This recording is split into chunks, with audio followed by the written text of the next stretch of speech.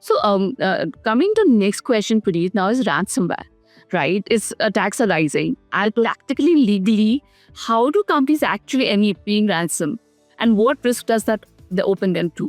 See, they are paying ransom using bitcoins and all these other methods through all the different shady channels that they are advised to by consultants and by the different hackers.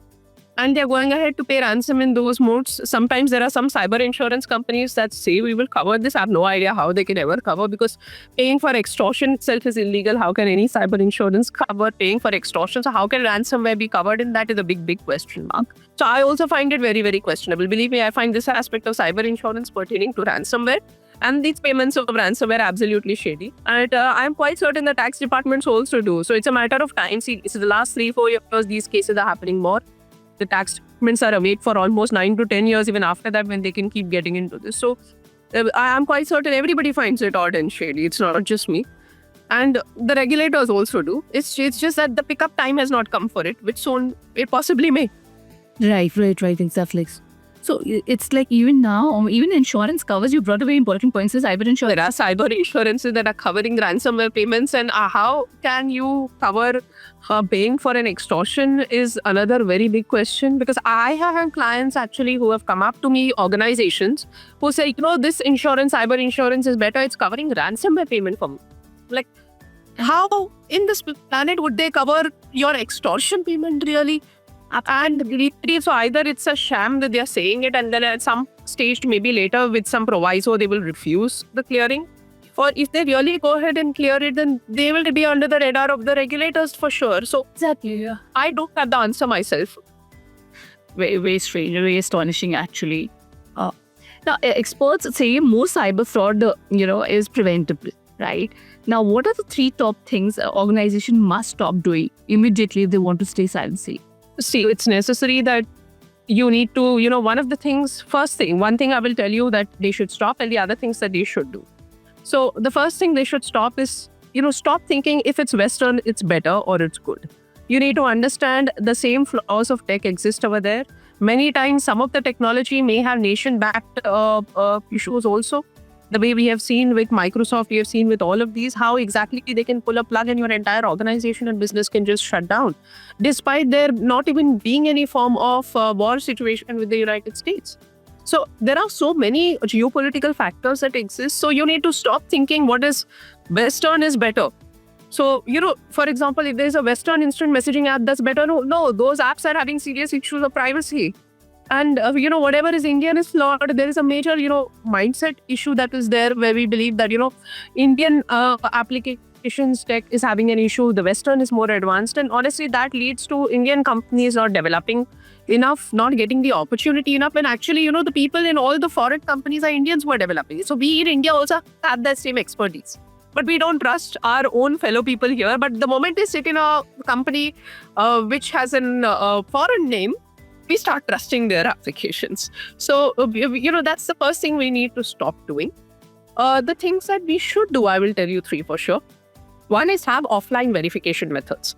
So whether it may be for data transfers, money transfers in organizations and individuals, always have some offline method of verification.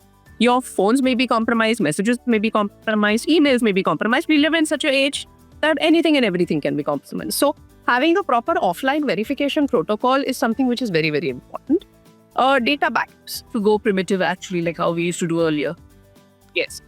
Right. And data backups. Have routine data backups. You should never be at the mercy of a person for ransomware. Have your routine data backups completely there with you.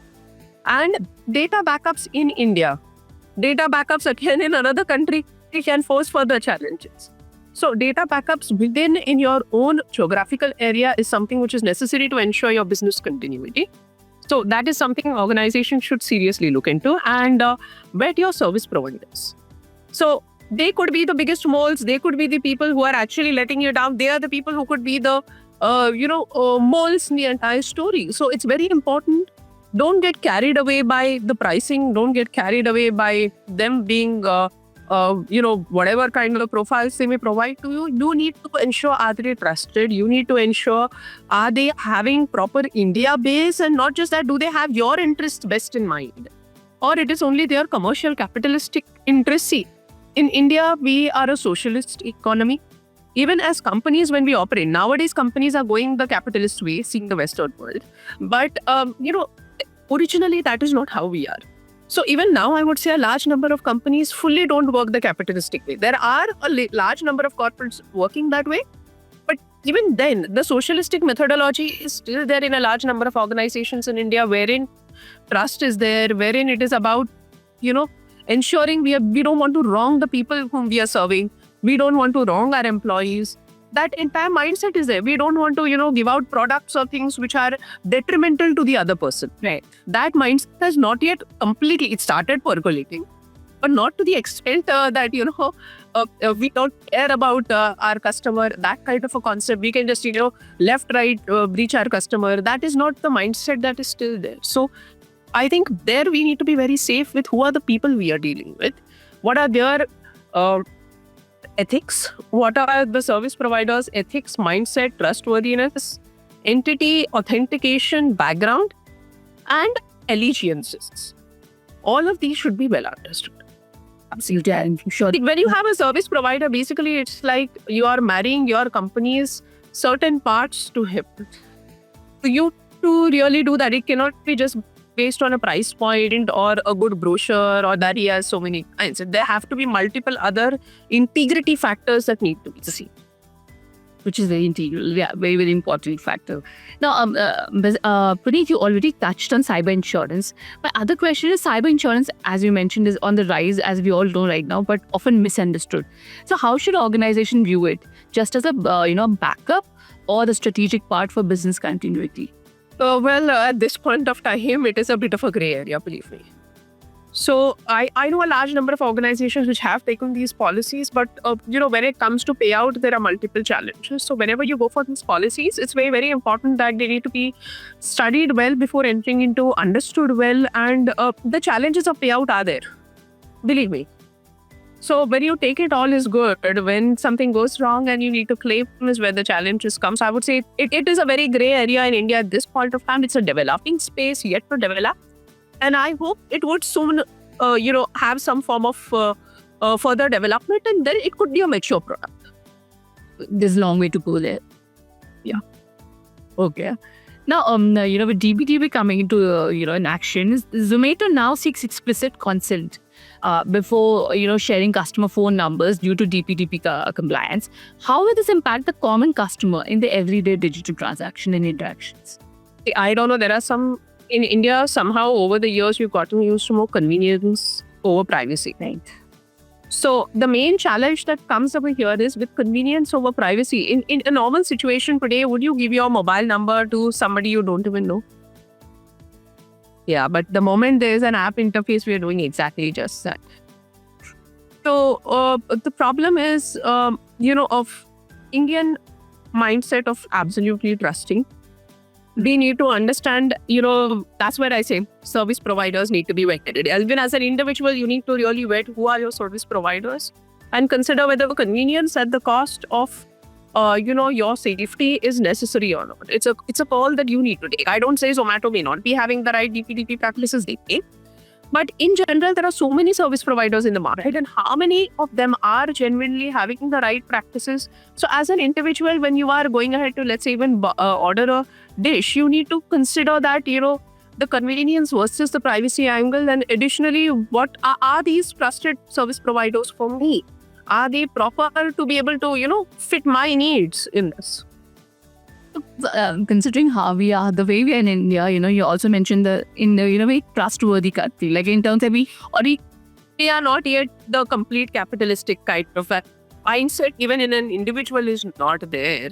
So we still have those kind of things where we just absolutely trust. We inherently trust till a person doesn't prove to us that he is not trustworthy. So if you see a lot of the Western countries, they don't trust you till you do not prove yourself to be trustworthy. We have the absolute reverse concept where when you trust it is not proved that you're how difficult or easy it will be, for individuals in future, to take up, embrace DPDP in terms of. So what is your view? I think as and when awareness comes that, the world has changed and the world in a way has become so globally connected that, though we may be trusting, people should not take advantage of that fact. In India, we believe in so many other spiritual concepts that, okay, karma hai, to jo ho raha hai hoga. If I'm losing, if I'm all of that. And, we can't let people take advantage of our goodness. So their awareness wherein like, yes, I want to trust everybody. I am positive as an individual. Am I negative in everybody? Every single part, we always believe, see God in every single individual. God does exist in every single individual. We have a soul in every single individual, every single creation. But, we can't let the world take us for a ride because of a factual situation that we believe this, and it is a factual situation. But, to be taken for a ride on that basis that, we are gullible, not in a way of that way, I would say gullible, but we are trustworthy people, we are trusting, right? We are good to people. So, just as what if you would have read in the Bhagavad Gita and even Lord Krishna said, if your opponent is in a particular way, you also need to be prepared in that way.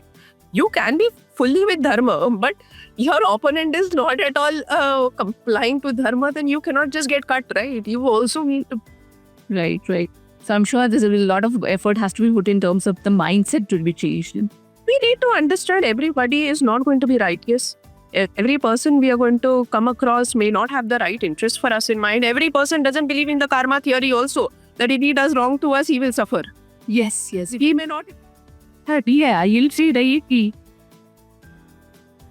So, we need to also understand that we are dealing with a different spectrum of individuals, and, based on the forte you are in, you need to understand to deal with that. Right. It's a very valid point, actually. So, as an advisor, Puneet, you are an advisor to the Rajya Sabha Committee on Internet laws. What key legal reforms do you believe are most urgently needed to protect citizens in India's digital ecosystem? What I mentioned, AI regulation, considering the way it is being misused and potentially further can be misused, I think AI regulation is what is the need of the hour, and not just a circular or something on the regulation. Generally, not best practices, a proper form of penalization for this form of content, regulation of this content, how it can be generated, all of those things need to be there. So, yes, absolutely. And do you see it coming soon, or it will take some time? It may take some time because this is too dynamic a space, because a legislation, when it is made, has to have some basis. So when the basis on which you're trying to make it itself is so shifty and shaking, the regulation to regulate it becomes a challenge also. Right. So it will take some time, and definitely, because considering the situation it is. Cybercrime against children, Puneet, I do not want to leave you without these questions. Against children is on the rise. What should parents, schools, and platforms do, immediately to protect young users online? Like, for example, I have a 9-year-old daughter. So, what do we do? Because they keep on watching the phones on what? Below the age of 18 years? No. So, below the age of 18 years, children are not even competent to contract, which means they cannot have a social media profile or an instant messaging profile. That's the Indian contract law. So whether or not, the different portals are offering services to children, please understand they're not competent. For the same, whatever your verifiable consent, I believe all of that to be a hogwash. Stop social media for children and stop instant messaging for children. That is more than enough. Your children will be sane, happy, and have a good child. Yeah, so there's a concerted effort from the parent side as well, because today parents find it very easy to just left to the child. Stop social media. Why would you have to be on social media? Social media is, you have no idea what it exactly is. It started off with networking. Today it is about content dissemination, narrative dissemination, and connecting to people whom you may not even know. Absolutely. And that's the biggest fear. As you definitely cannot have a child in something like that. So, many countries have actually for minors gone ahead and banned social media already. Right. So, this is something parents, let's say our country may not take that, but individuals, for your family, for your own children's well-being, it is way necessary that, stop social media for children, stop instant messaging. The world even worked without that. Believe me, kids even lived without any instant messaging. They lived even without social media. All of us grew up. Everybody grew up. Absolutely, yes. Today, parents are more insecure. Believe me, there was a point of time when there was no connectivity and children didn't carry a mobile phone with them. And despite that, they were doing everything. Now, the moment a child leaves from school, I have seen parents are so, has a kid left? What is it? What is that? So the insecurity of parents is what is being actually satisfied. Why are you doing all that? Absolutely. It's your insecurity. It needs a complete mind shift. And then you blame the child for being on the. Yes. Very ironically. Absolutely. Yes. So do you see the government abroad, are they making such, they're coming with such policies in terms of marriage? It's already there in some countries where they have gone ahead and banned social media. In India, Do you see that? in India, I'm not quite certain if that would be happening anytime soon. But for individuals, because see, in India, taking that kind of a harsh stand, we are the largest population. If today we do that, social media companies, how much they will survive is a question, because we are the biggest data content disseminator and data content viewer also for them. Very few countries have that much of a population itself. Right. It's literally, the population of one city is equivalent to sometimes a whole country. Indian city is equivalent to a whole country. So for India to take that kind of harsh stand has a lot of other things, because it would lead to a serious impact on most of these social media companies. So I don't know whether or not India would take that stand until and unless warranted. But that seems remote. But yes, as individuals, parents, we can take those stands for our own family and our own children, for their safety. And now, Puneet, one last question. If you had one message for every Indian watching, from students to CEOs, what is the single cyber safety rule they must follow? Well, when you're in cyberspace and on the internet, don't trust what you hear and don't trust what you see. It's as simple as that. If you would have seen over a particular period of time, most of the times things on the internet are either narrative based. A lot of things there's something called information warfare. You are made to see what is meant to manipulate your mind to a great extent. Basically, content dissemination meant to make you think in a particular way, make you do certain things, make you buy certain things, make you have certain political allegiances. So don't trust anything that you see or hear on the internet. Isn't for example, we had the news authorities, we had certain kind of censorship and all. Are we not kind of expecting or kind of hoping that to come in even on the channels like a YouTube? I'm just asking you because So as a matter of fact, we do have the social media regulations even for OTT and digital media content, but the enforcement of it has not happened that strongly, which ideally should. skit heights. Yes, unfortunately, you tend to see and people start believing it, which again is a race. We apparent believe. We believe in the goodness of the other person. That's the problem. Believe if somebody has sent this, it is potentially true. We don't believe that, okay, this may be false. Absolutely. It's very important to, first of all, anybody, whether a CEO or a kid, should understand today that if I am in cyberspace on the internet, then whatever I'm seeing or hearing, I just take it as entertainment. It's not true until and unless validated, verified, and considered true at a later stage. Absolutely. I think that is a very, very urgent and very, very much required, because we can see people around believing it, and it's really scary as well for the future generation. Thank you so much, Puneet. It was really indeed a very insightful and session actually, and we got updates and interesting insights on many, many factors we discussed. Thank you so much for joining. Thank you, Kap. Take care. Bye. Thanks. Bye.